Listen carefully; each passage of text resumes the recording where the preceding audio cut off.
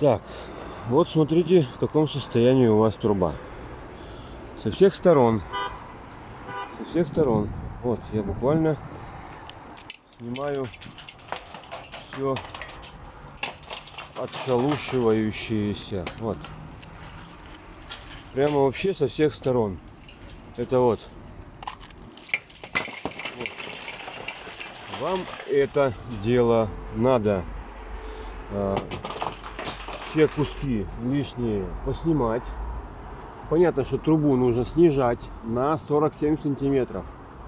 Потому что когда ветер со стороны, не знаю, завод или что там у вас, вот с той стороны, вот, то у вас идет ветряной подпор прямо в трубу. Соответственно, у вас ухудшается тяга. Это первый момент — снижение трубы. Второй момент —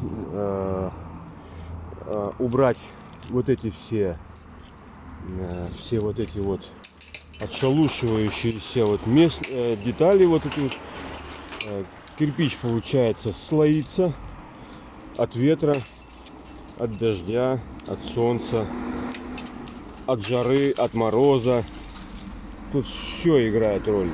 Вот. Этот кирпич не предназначен был для трубы. Он, может быть, был предназначен для печки, но никак не для трубы. Печным кирпичом трубы делать категорически запрещено. Но чтобы вам снизить расходы по трубе, по ее перекладке, можно сделать ход конем. Снижение трубы где-то примерно рядов на 6 на 7. Это первое. Естественно, колпак тоже снизится. Вот. Всю оставшуюся трубу можно заключить в металл. Листовой металл крашеный или просто оцинкованный. Вот.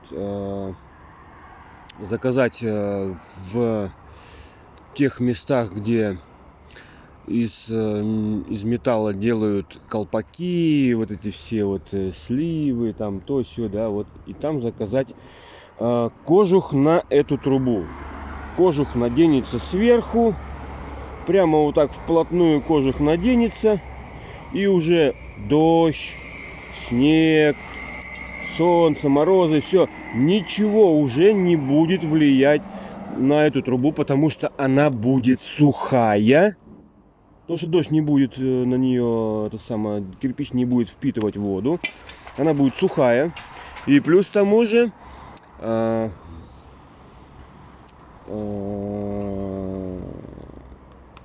еще будет защищена железом.